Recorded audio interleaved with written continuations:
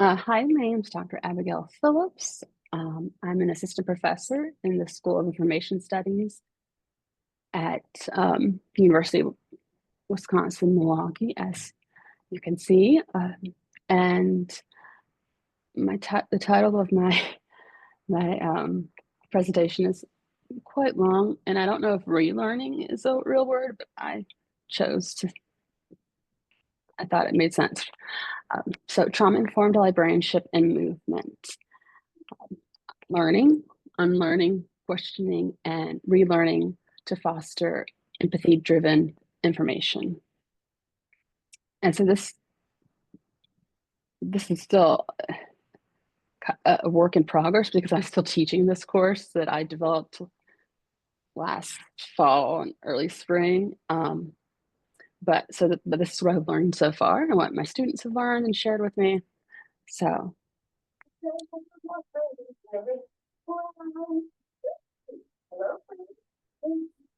join me on this journey. Okay. I always like to start any presentation and even include this in any article I write or anything I really write, because I think it's really important as somebody who is disabled, neurodivergent, and does have experience with trauma, PTSD, and the saying, I'm sure a number of you are familiar, nothing about us without us. Unfortunately, in research, that is not always the case. Those who are part of the community, disabled, neurodiverse, mentally ill, broad spectrum, are frequently left out of the research or not just not included, which is why I always recommend this one book. I'll show it at the end. But so I just wanted to introduce myself real quick. So started off as a library kid,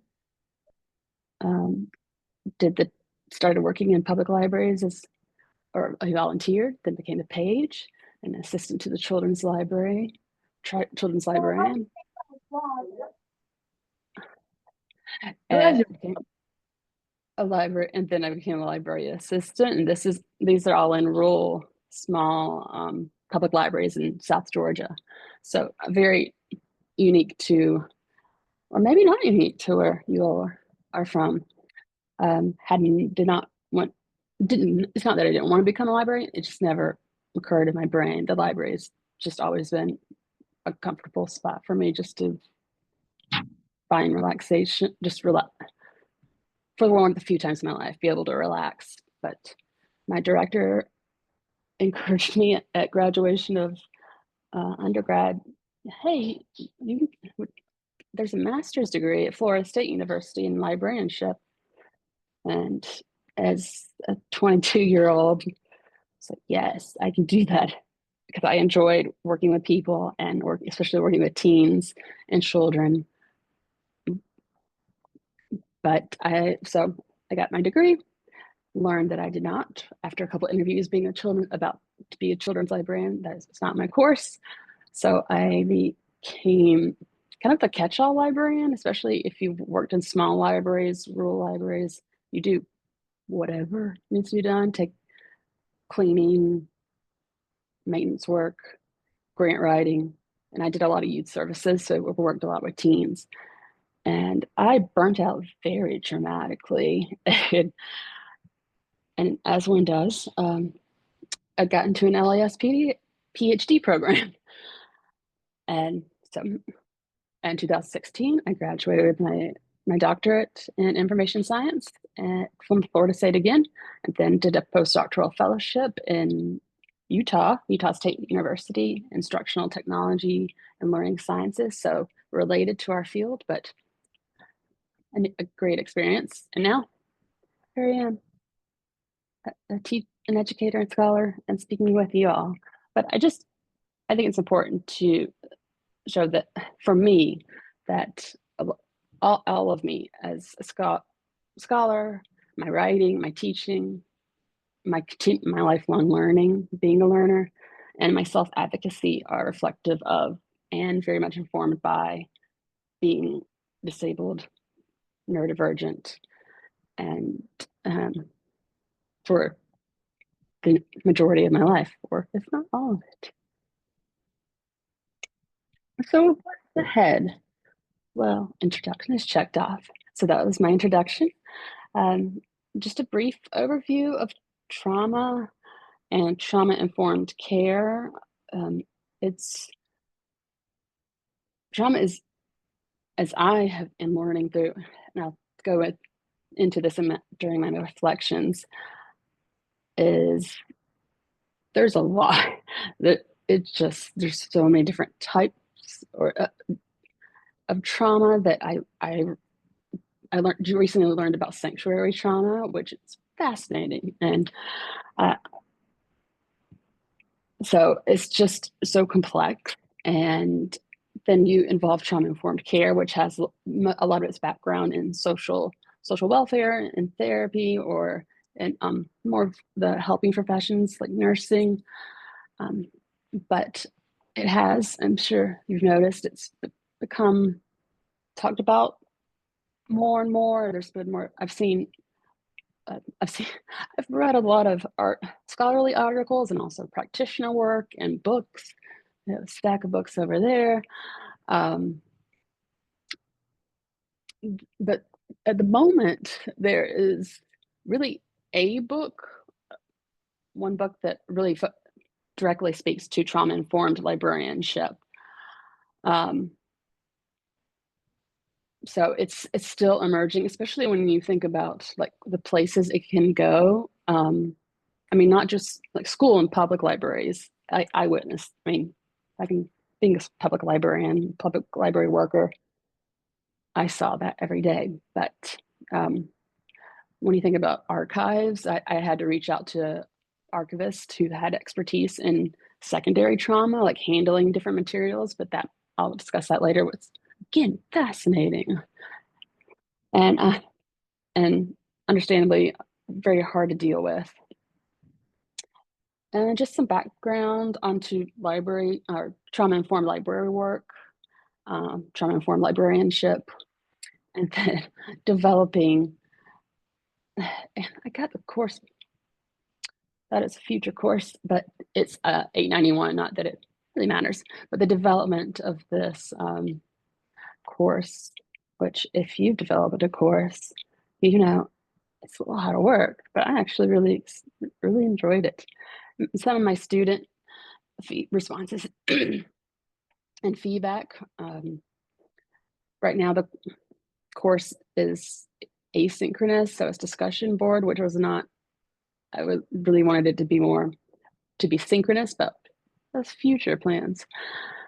Just because of the nature of discussing trauma, especially the students sharing their own experience with the trauma or history of just sharing so much. And my own reflections as because I do a lot of ethnographic work, and it's critical to me to be reflective in life in general, but also during my research and when I'm teaching, and be cognizant of what I've experienced and what I can take from that, and what I can rework, and some references that were used, and some resources of note that there's only a few, believe me, I have a lot. If you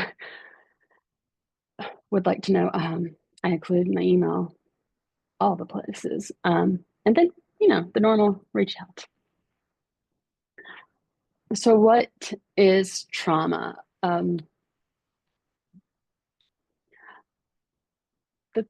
There's so many definitions about trauma, and it's a the best word to describe it is, it's like when I reached cyberbullying. There's always something a little bit different. But trauma in the past, it's been really focused on like extreme traumatic or extreme events, maybe war, or domestic abuse came later, recognized as trauma and PTSD. But essentially, trauma is is a person who has a psychological or physiological response to something that happens to them. And if you're familiar with being triggered or triggering, I've had that happen a number of times. It's always awful. That comes after the traumatic event has happened, and that can be years later. And it's generally lifelong. But trauma is something that impacts you generally in your early childhood. It starts there, but trauma can happen to you, or you can experience throughout your life. Oh yes. Oh, I'll put that at the bottom. What is a traumatic event? And again, these are all definitions, and being an academic, definitions are, it's just what we lean towards. But again, traumatic event is again, it's very contested. It is not contested. A traumatic event for you may not be the same for me. It's all very personalized, of course.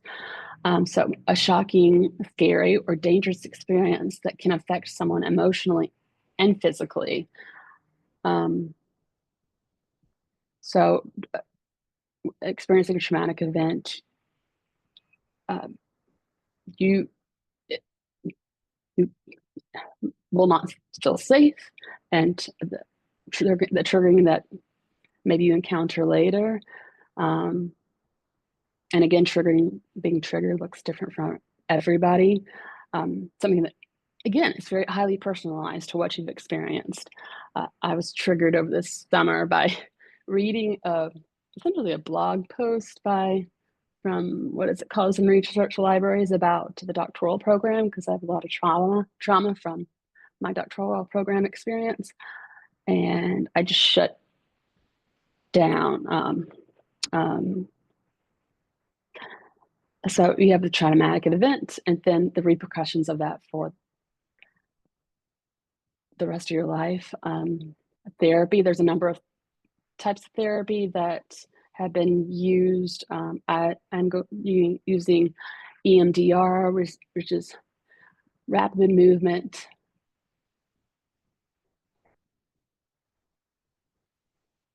I'm going to fact check myself. EMDR. I've done this twice in my life, unless somebody already knows.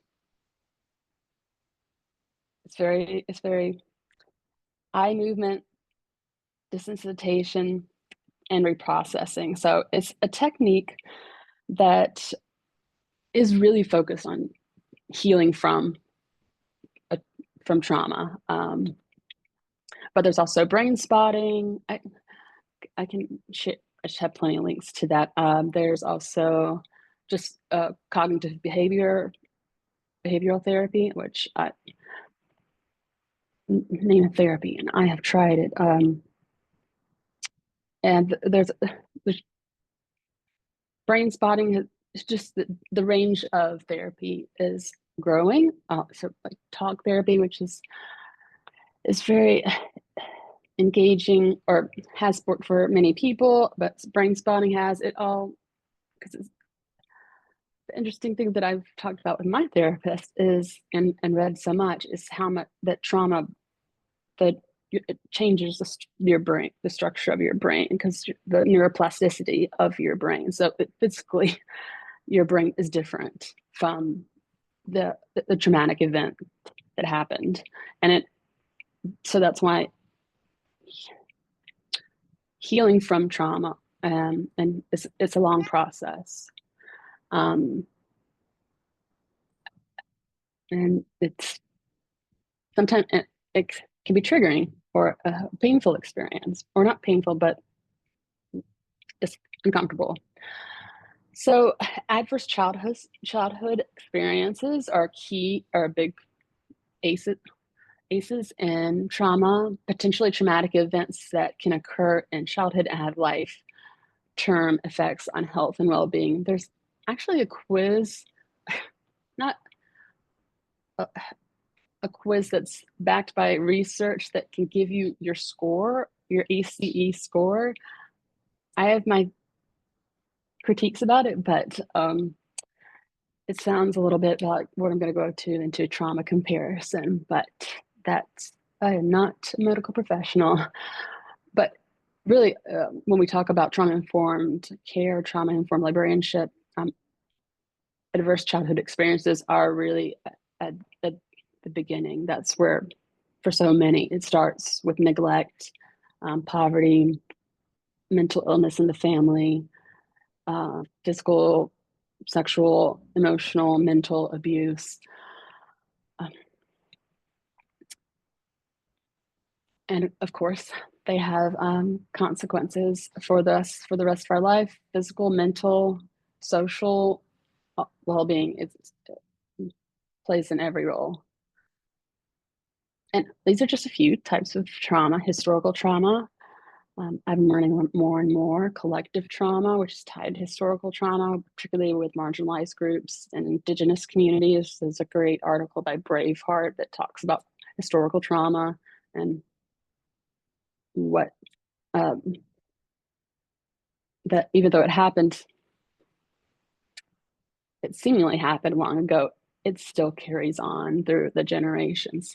Sanctuary trauma, which I really honestly recently learned is a type of trauma that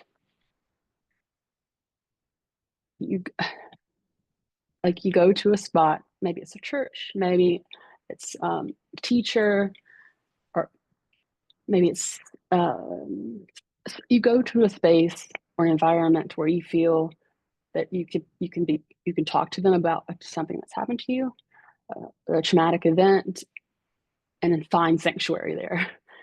And instead, it's quite the opposite. Usually you're ashamed, they shame you for it, you're blamed for it. So sanctuary trauma has began with a lot of work by David Silver. I'll also add one of those his reference, because it's really fascinating, because he was a Vietnam veteran, and did work with other Vietnam vets who would go to the VA seeking help for PTSD and mental health issues, and finding nothing. Vicarious trauma, secondary trauma is, I don't want to say common, but it's very much a library, archive, museum type of trauma, where you're either a bystander or you're a secondary person that isn't part of the trauma, but tries to work with whatever event is going on.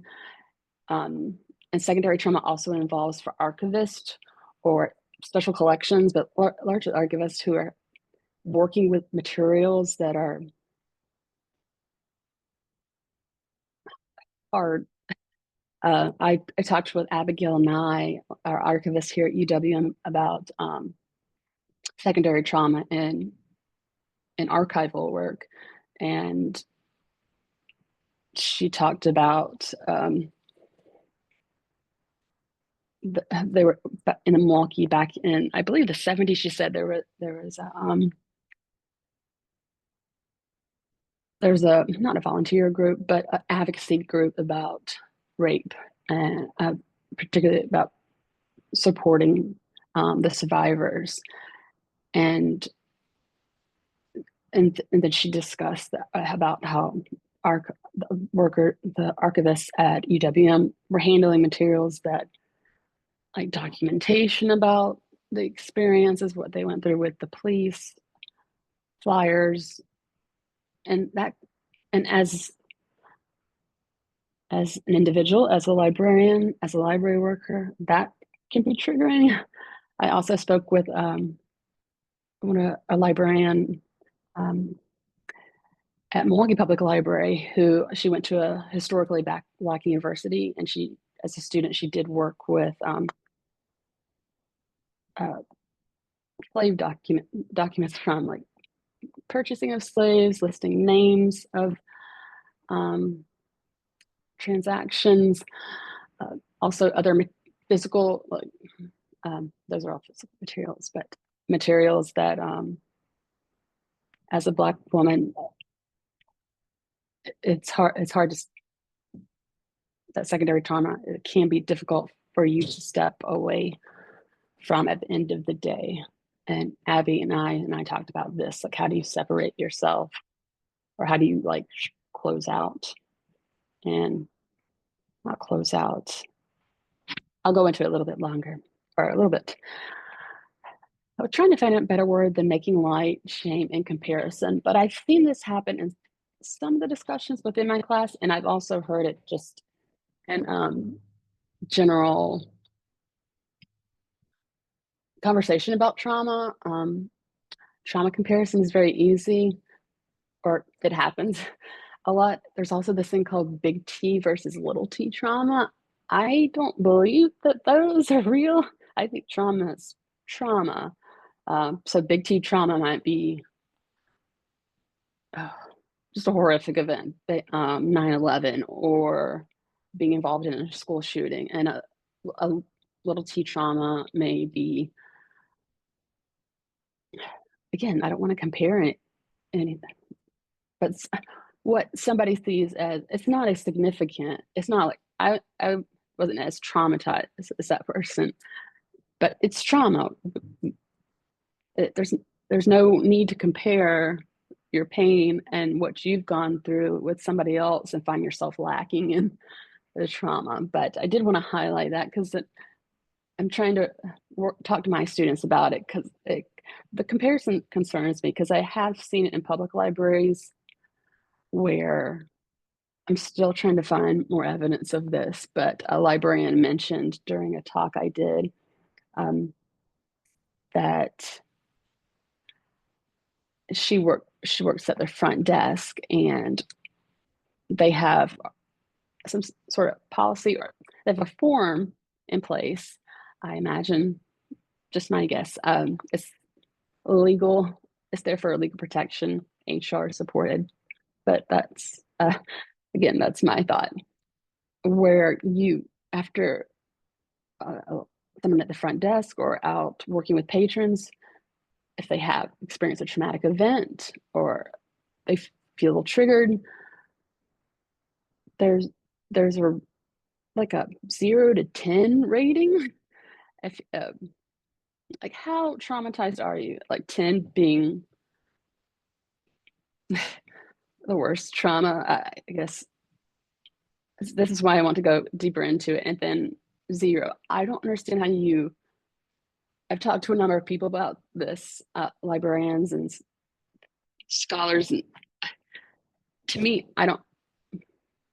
It's hard enough when you go to a psychiatrist or a therapist, and you do that mental health rating, like, or they ask you, like, where are you on a 0 to 5 with depression or anxiety or anything. Like, putting a number on that is, to me, it's disturbing. But that, if you have a library that does that, a rating structure for trauma, I am very curious. So just a little background on trauma informed library work. So much, I spent a whole week in the course on vocational awe and radical librarianship. And vocational awe, I'm sure, again, many of you are familiar with the article that kind of set this all in motion. A set of ideas, values, and assumptions librarians and library workers have about themselves and the profession that result in notions that libraries are institutions, as institutions are inherently good, sacred notions, and therefore beyond critique. I always make sure my students know that libraries, museums, archives, these are universities, these are still institutions. And you have to, and it's important to remember that, and that means they're flawed and are not above critique. And so librarianship is a calling, or is sacred, or I felt that it was my passion. You can still enjoy being a librarian, working in libraries, But I think it's critical to reflect upon your work and see the ties with trauma-informed library work, because I spent in my syllabus, which I have linked, so you all can take a look. It's a work in progress, obviously, from my first semester of teaching.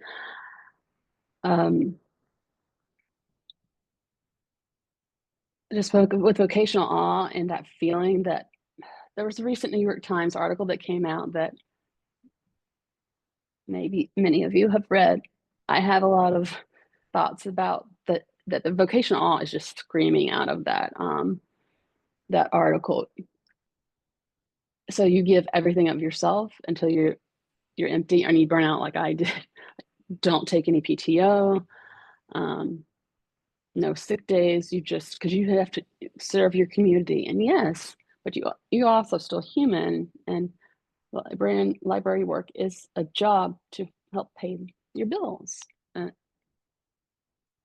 Just the reality. And the challenges of helping professions is similar in therapy, social work, low pay, emotional labor, compassion fatigue, burnout, workplace trauma, workplace bullying,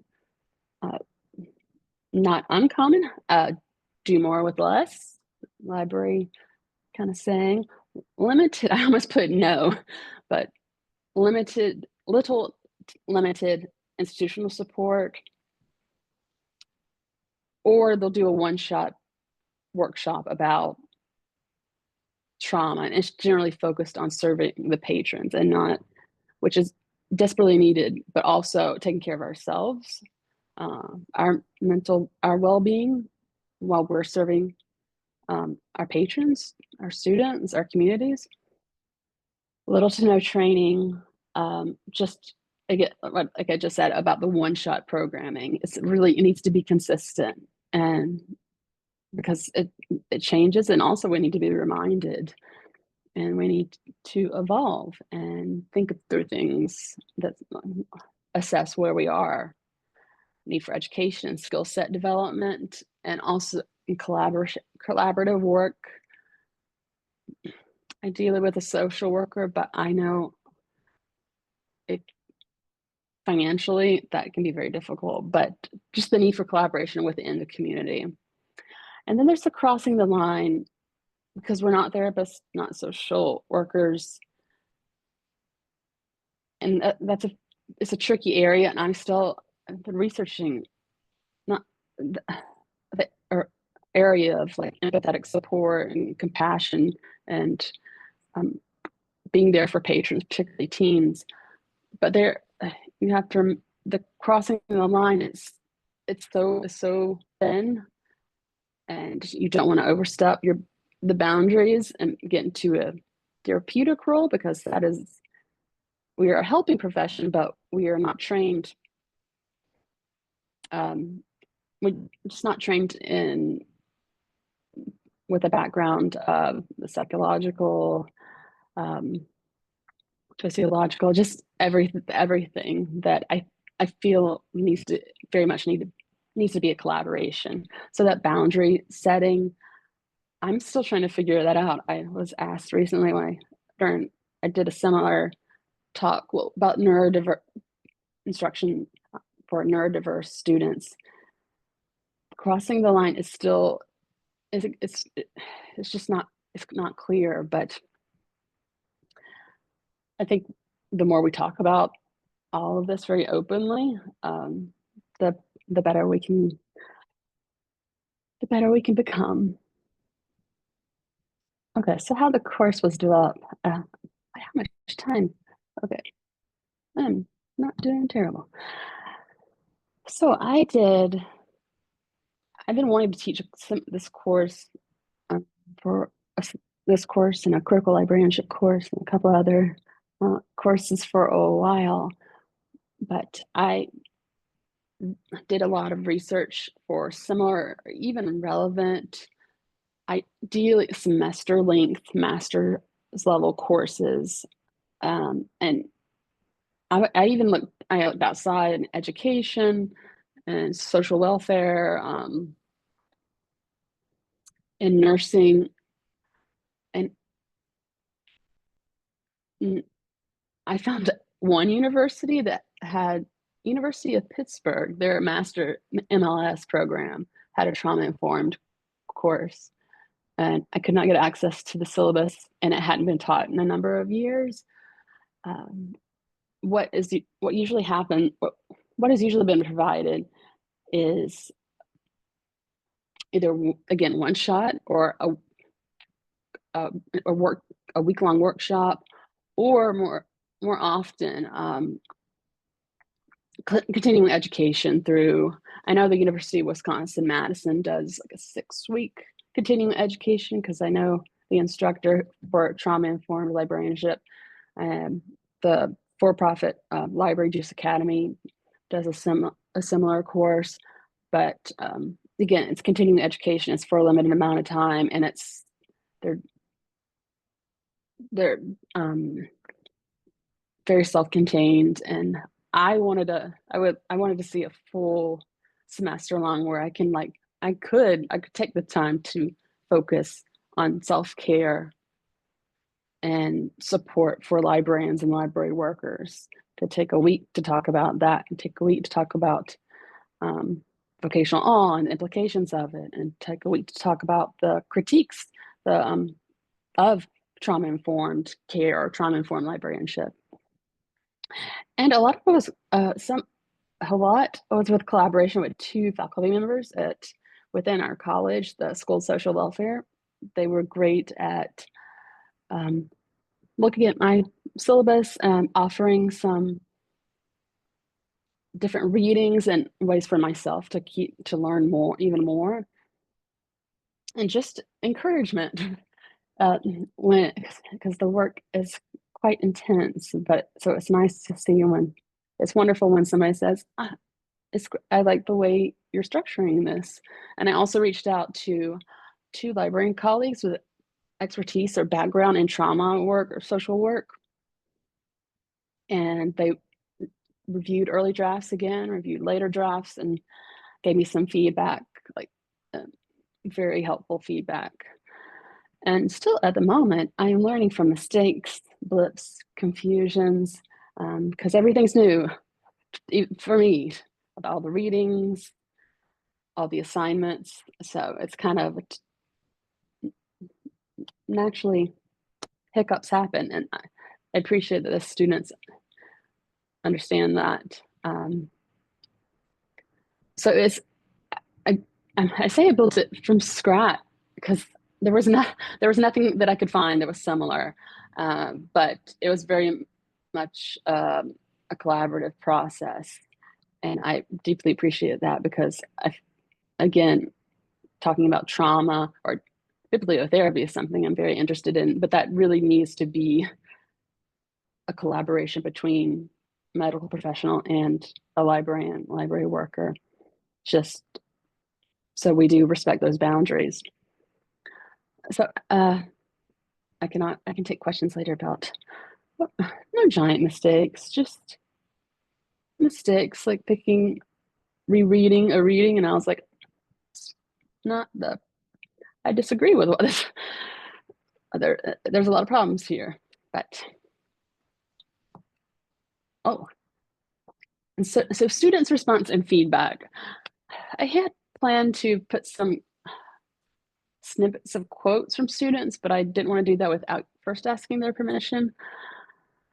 But it's been, even though right now it's discussion board based, it's amazing when I go through and read. I love to see how they are responding to the readings that I selected and videos I selected. I also do a lot of interviews with people, professionals, either in LIS or psychology or social work. Like Abigail Nye is getting a shout out today. I interviewed her just 2 weeks ago about trauma-informed archive work. So I really,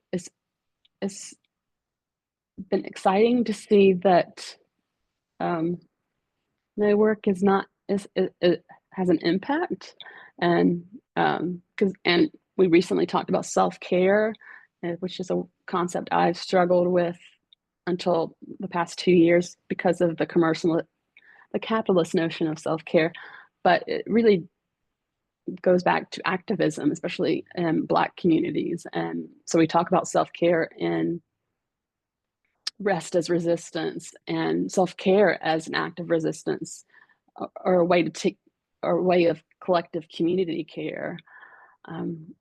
So with the student, their feedback and the assignments that they've submitted, because I made a lot of reflective assignments, and a just as long as made sure everybody was comfortable, and gave a little bit, like, some of these readings are going to be about, I mean, it's trauma. There's so much to it, but I am thankful that the students have been supportive of and offered feedback on, like, what directions I could go, what I could add, because I'm learning too, always when I'm teaching, even if it's my 16th time. Well, I haven't reached that 7th time teaching a course. And my own reflections as a librarian, educator, scholar, a learner. The book on the right, it's actually, it was in my therapist's waiting room, and I was like, what? So it talked about the nervous system regulation, which emotional regulation, especially if you live with, have ADHD and autism as I do, it's emotional regulation is always a struggle, or it's something we're working on. So they talked about the flight, freeze, and fawn, which is one a response to a traumatic, a triggering event or traumatic event. And the other book is the one I just got. I've just been badgering the ILL and also collection development at UWM, The Politics of Trauma, Somatics, which is a brand new area to me, healing and social justice. So there's so much to trauma, and it's nice to have a course where I can dig into it.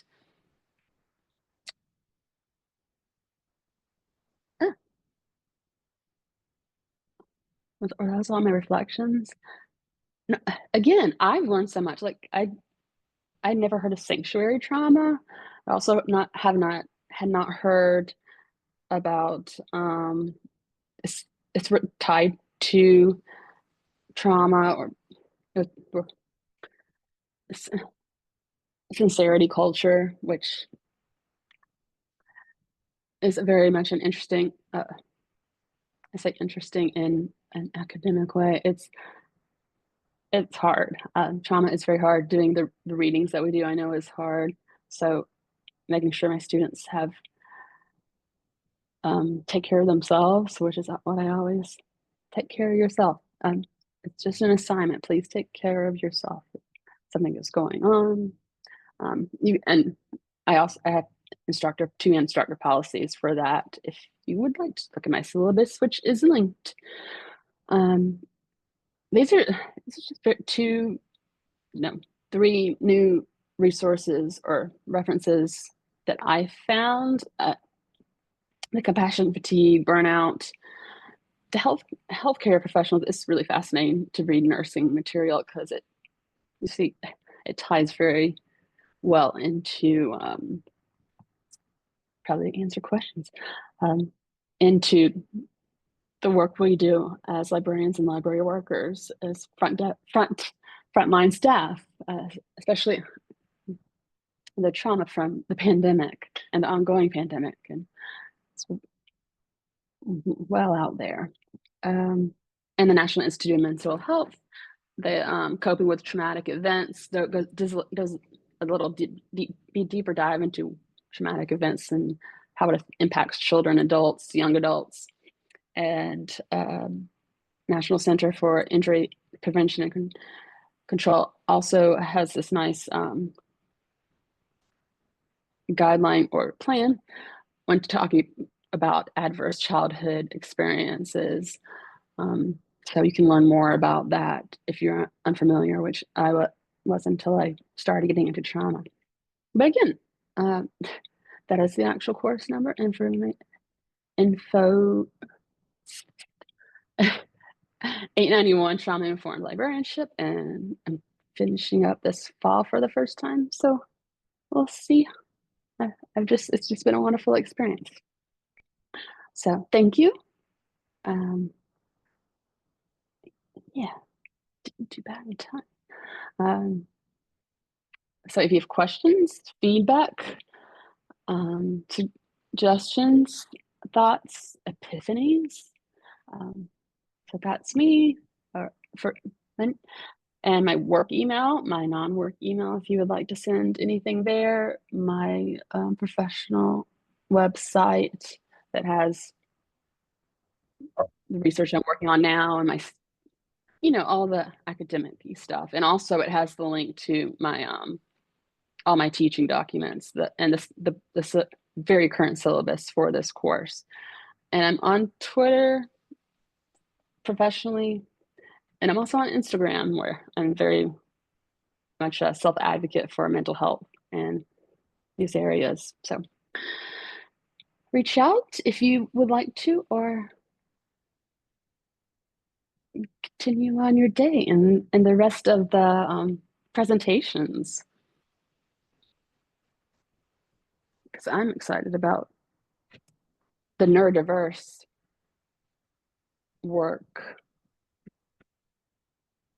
neurodiverse workers, because I'm in awe of the University of Washington. I believe there's an IMLS grant that they received about that. I do not know. The question in the chat. Yes.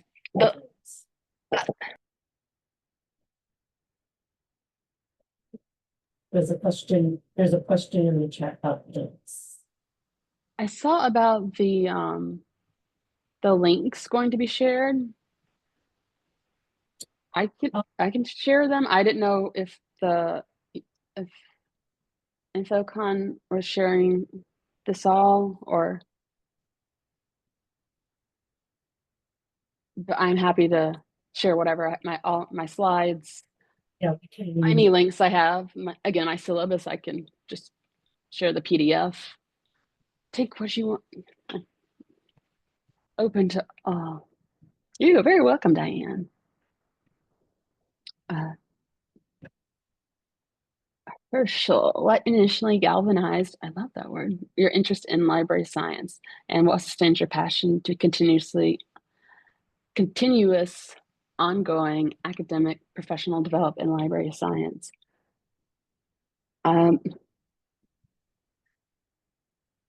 My interest in library science, I mean, it started when I grew up in libraries. I grew up behind, well, a block, literally behind the library in my neighborhood. So I was there at least once a week and just read. I honestly was always intimidated. I don't know, intimidated. I was a very shy, quiet kid. So I never talked to anyone who worked there, but I roamed the shelves, and I went to libraries that were outside of my county, because it was this one library, and kind of run through the books. And so there are other libraries that were just, it was like a comfortable spot.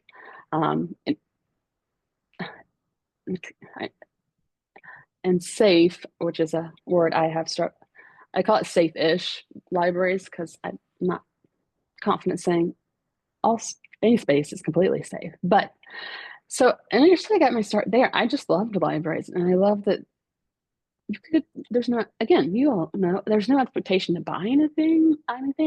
There's just books, whatever. My parents, as conservative as they were, I read whatever, and I learned so much and got out of my rural community through all my reading. But my passion for the work that I do now is, a colleague and I just submitted a proposal about this, and there's a lot of work to be done in libraries and library work and librarianship. I mean, this beyond what we talk about quite often, diversity, huge. The pay, the recognition at all of the work that you've done, that vocational awe, that giving and giving and giving, and you just give until you burn out. And the shift that I've talked with a number of librarians about, from the impact of COVID-19 and the lockdown, and then how libraries were reopened, and just what is going on in libraries. And there's a lot of most of the research in LIS focuses on patrons, supporting students, supporting youth, supporting young adults. And that's not a critique on that. There needs, of course, but you'd be, or maybe you wouldn't be surprised how very recent any research or even more practitioner work into what about library workers? What about librarians? What about supporting them? What about making sure they're comfortable in the workplace, they feel respected, included,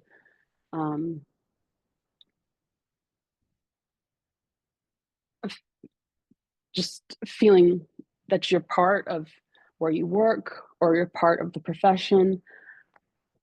And especially when you go into disability, neurodivergence, or neurodiversity, accessibility, accommodations, even less.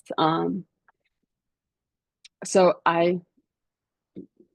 it's personal for myself because I fall into those categories, and my one little voice can, in writing, I think it's important to, even though I've been criticized for not having always rosy colored glasses. I think we need to see the bruises or the flaws and like recognize them and address them and grow as a profession and improve and better support not just our patrons and our communities, but ourselves, because the retention for library work is very similar to teachers, as I'm sure I'm talking to you all, as you're well aware. It's just so much right now, and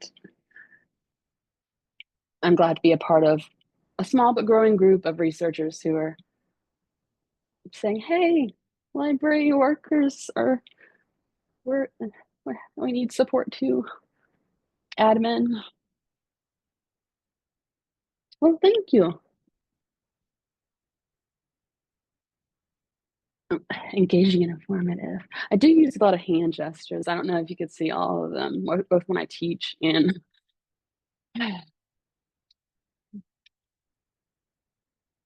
is anybody and I'm a person who cannot think of a question on the spot. It takes me like a couple hours or a day. So if you would like to email me, more than happy to answer your question if you can't think of anything right now, but I will share everything I have.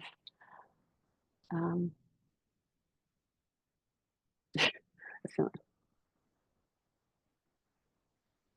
oh, thank you again.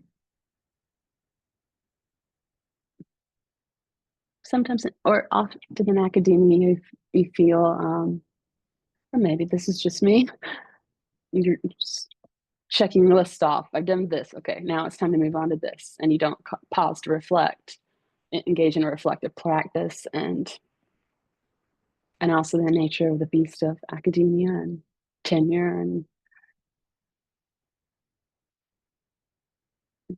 I tried to cover a little bit of everything, but there's still so much.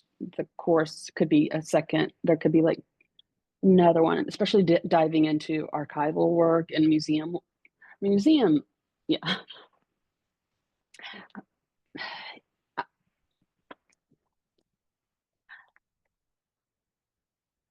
I I don't know if I have exactly advice. I have the path that I chose, um, but I was also been critiqued. Um, I just reached a point where I couldn't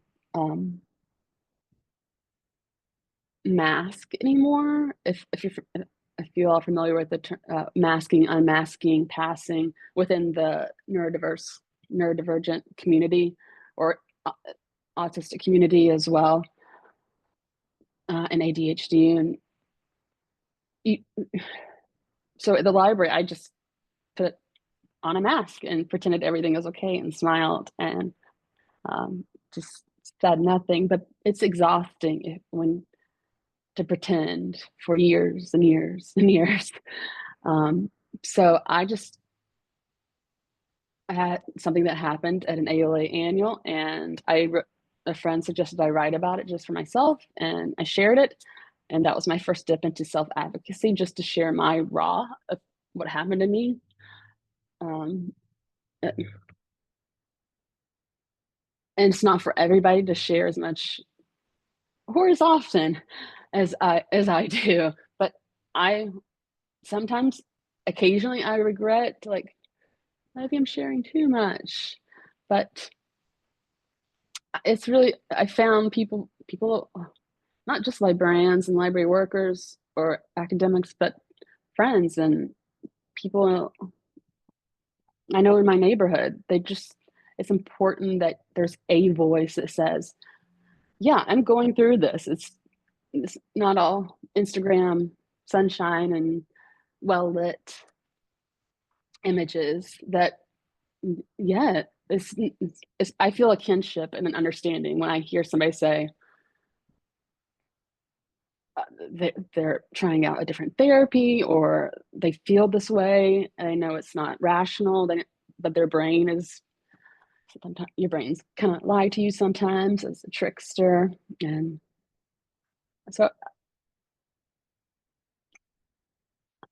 I can't tell. I, I think it's been great for me. That sounds weird. I'm glad I went this route instead of listening to some people who said, wait until you get tenure, or don't mention your mental health at all in work, or anything about struggling, because you can't show weakness. But that's my tangent for just baby steps. It's not that you have to do what I do at presentations and do this whole talk about therapy, medication, and everything. And there's some things I just still keep to myself because I'm not comfortable yet sharing those. Um, but you have to self advocate beyond. This is what I tell my students: beyond mental health, the library is an institution. HR works for the institution, not the employee. You have to self advocate because nobody else is going to do it for you. And I know that sounds awful and pain and hard, and self advocacy is very hard. But please advocate for yourself, advocate for pay, advocate for, if you aren't comfortable in a job. And I've seen some very toxic workplaces. Leave that if you can. Not everybody has the financial ability to just walk away, but advocate for yourself as much as you, again, because it's you, and you're important, and matter, and your well-being, your mental health is far more important than anything. Man, anybody else want to hear? Sort of no, I'm not an optimistic, I'm a realist. But and Bridget, if you're more than welcome to email me or drop your email, and I can share, like, the entire my journey for self-advocacy. But I think it's really important. I also work with the ALA Accessibility Assembly, and they do advocacy for accessibility and accommodations regarding disabilities.